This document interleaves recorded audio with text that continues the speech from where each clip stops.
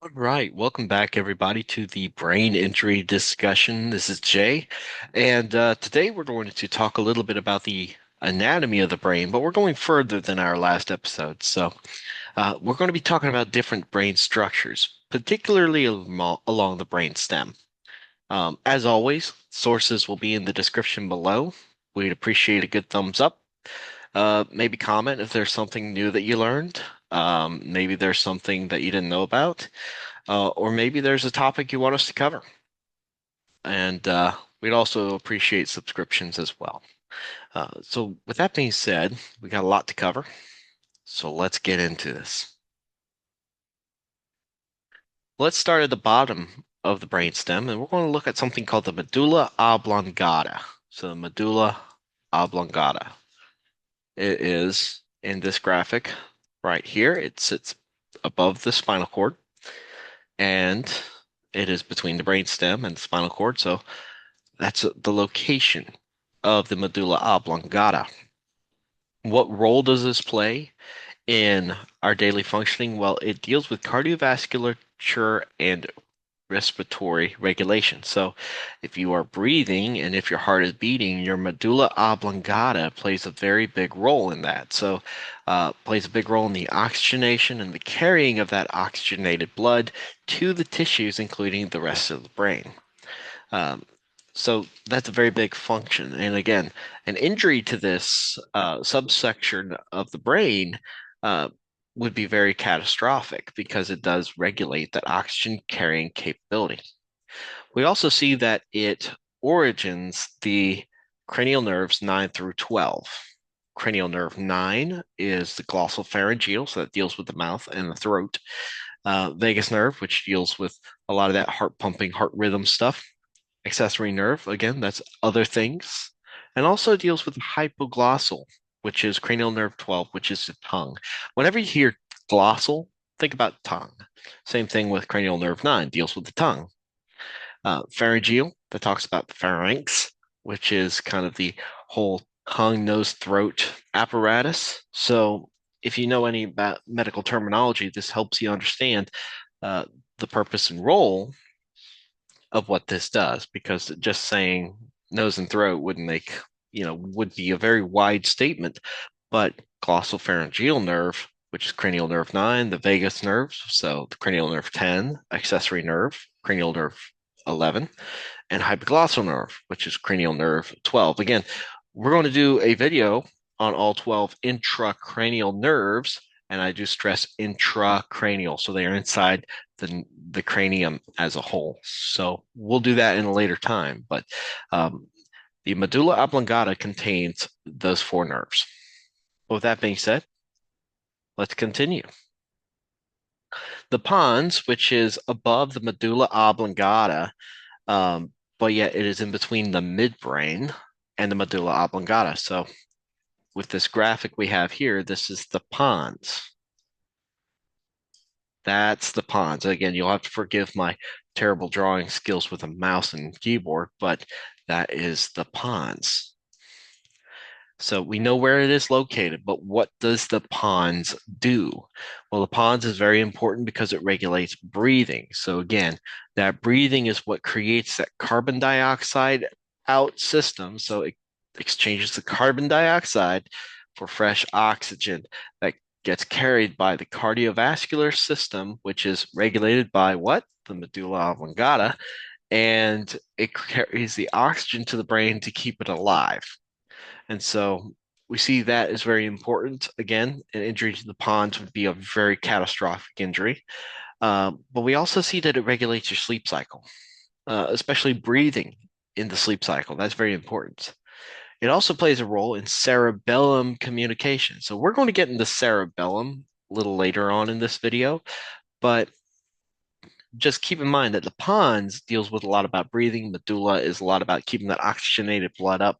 And all of this stuff is very important to daily life and daily function. So um, if there's anything to take away from this, is that the brain is more than just the cerebrum, which is what everyone sees, either in TV shows or media.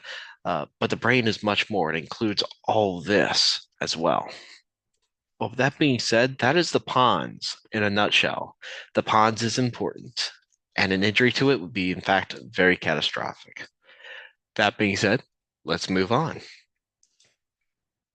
The midbrain, which is, in fact, the reflex center, is right above the pons here, is the smallest portion of the brain stem. The brain stem uh, being one of those areas that is quite crucial to brain and body function.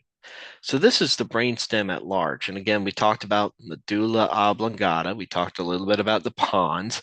And now we're on the midbrain. And the midbrain deals with a number of things, but the midbrain is the most cranial, so it's most closest to the cranium structure. It is above the pons, and it contains the trochlear nerve, which is cranial nerve number 4, and it contains the ocular motor nerve, which is cranial nerve 3. Now, let's break down some of these words. So trochlear, again, that deals a lot with the tongue, right? But we're going to save that for another video. But ocular, that deals with the eyes. So eye movement, which is very important. So again, if you're looking at me or you're looking at the slide and you're moving your eyes around trying to find um, where the midbrain is located, you're really using your ocular nerve. And I think that's actually kind of amazing that we can demonstrate in this video the use of one of these nerves. And we're going to cover the 12 intracranial nerves in the future, but it's important to know. Yes, the midbrain is an important and vital part to daily life and daily functioning. So these are the structures that don't get a lot of attention. But with that being said, that is the midbrain in a nutshell. And there's plenty more to talk about. That's why I recommend people check out the sources because they're scholarly and they will provide you with a lot more information. And some of the information might be in the high clinical level. So if you really want to check me, feel free to check out those sources. But this is why it's important to talk about it. And also, it brings light to these things. So, that being said, let's move on to the cerebellum. Now, we talked in a previous video about the cerebrum, which is everything else above the cerebellum, right? All this stuff is the cerebrum. And we talked about the 4 lobes. Well, the cerebellum, which is, literally translates to little brain. Oh, it's a miniature brain. The cerebellum is located below the occipital lobe and center from the temporal lobes inside of the brain. So cerebellum, as we can see here, this is the occipital lobe, and the cerebellum is here below it. And this also makes contact with areas like the spinal cord and the brain stem, you might say. Um, the cerebellum is also important to a lot of daily body functions, including motor movement. So what it'll do is it'll refine that motor movement. So if you clicked on this video, you used your cerebellum. And again, it helps regulate that movement. So it smooths things out. It also plays a big role in balance. So if you are, sitting down and you're right side up, you are currently using your cerebellum. Or maybe if you're listening to this while you're walking or running, you are using your cerebellum for gait and posture, which again kind of ties in with the temporal lobe, which kind of ties into the ears and ties into the rest of the body. But it's important to gait your posture. So think about your cerebellum when you're walking, maybe to go get your next drink of water. It also deals a lot with voluntary response control and stability. So obviously there's a stability within the body that is regulated by the ears, but a lot of that information goes to the cerebellum. And this area is also called the hindbrain. So the hindbrain, or some would say this area, like the frontal lobe and all the lobes of the main cerebrum, are called the forebrain. This is called the hindbrain. And that was just an interesting thing I found in the source that is listed below. And again, feel free to check that out. Very scholarly scores.